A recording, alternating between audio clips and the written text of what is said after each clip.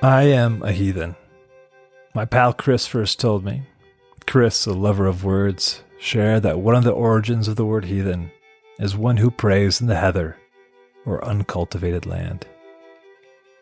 I have been a lake-soaked heathen since boyhood.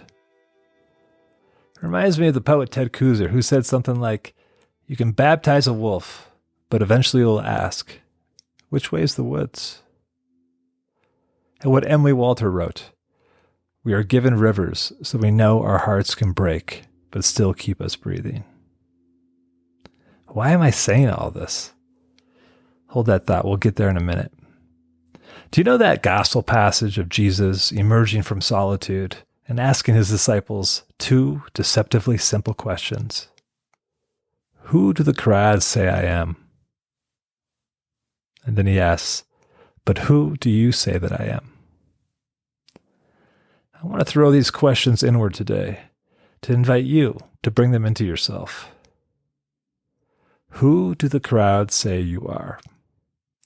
Crowds always have a lot to say, for they speak in massified consciousness. Biased by your presenting appearance, the crowd speaks in a droll voice to either glamorize you or to pigeonhole you. Nuance is pert near impossible. On the surface level of life, this question matters a great deal. And at the soul level, it doesn't matter much.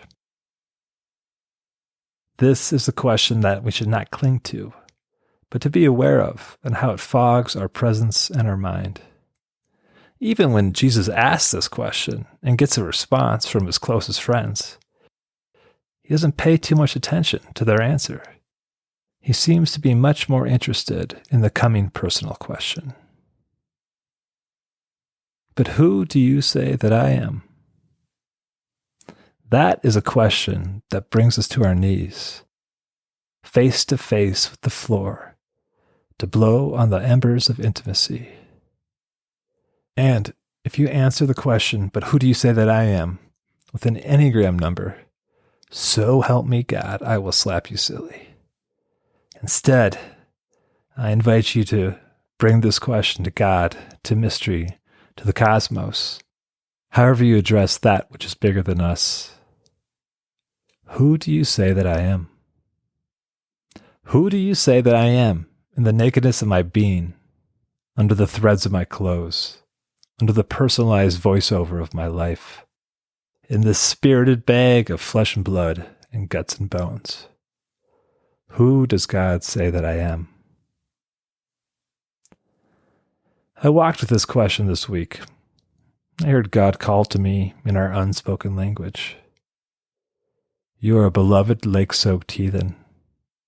You are a baptized wolf and a heartbroken river. Linger with this question today. Let it walk over the contours of your body and being. The silence does not have to answer it. Soak this question in silence. The silence does not have to answer it. Let it absorb the question with each breath. Find the rhythm of your own breathing. Let a meditative posture ground you and shape you. And let the bells of a birdsong invite you to breathe into the rhythm of this grounding. But who do you say that I am?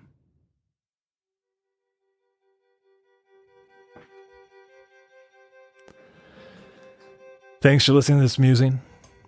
That's my musing for today. Let's roll the regular credits.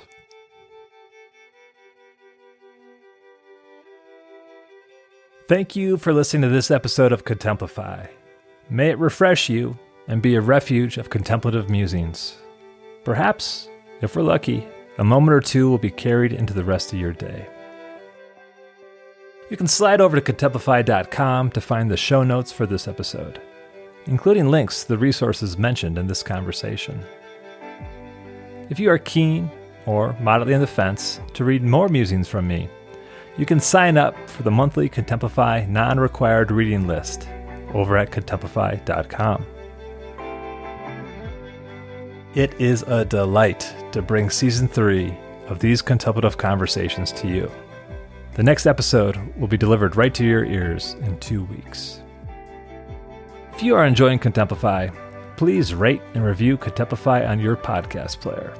The president of the internet told me that this helps spread the jubilation of Contemplify. The theme song of Contemplify is called Langside by Charles Enns and Darren Hovius. Tip of the hats, gents. Thanks as always. And folks, what I'm about to share is not an ad. I am not paid for it. This is just a nod. I figured I would like to nod towards something kindling the examined life in the world. This season, I am nodding in the direction of the Beargrass Writers' Retreat. Each autumn, the Beargrass Writers' Retreat gathers some of the West's most celebrated and promising writers at the storied E. Bar L Ranch for readings, workshops, craft talks, and generative writing opportunities that connect writers of all experience levels with self and place. Delicious food, drink, and live music to boot. Past Contemplify guests who have brought their apt perspective and creative slingshots to this retreat are Chris Dombrowski, Jeffrey Foucault, and Todd Davis. If this is wetting your writer's whistle, head on over to beargrasswriting.com. Again, that's beargrasswriting.com. This is not a paid ad. This is just a nod to the good work that the fine folks are doing over at the Beargrass Writers' Retreat. And if you have made it this far, I recommend putting on some music now. Something to tap your toes to or yodel along. Maybe some Charlie Parr. Anyhow, I am looking forward to bringing you another conversation with the contemplative in the world here in the near future. Until then, be well.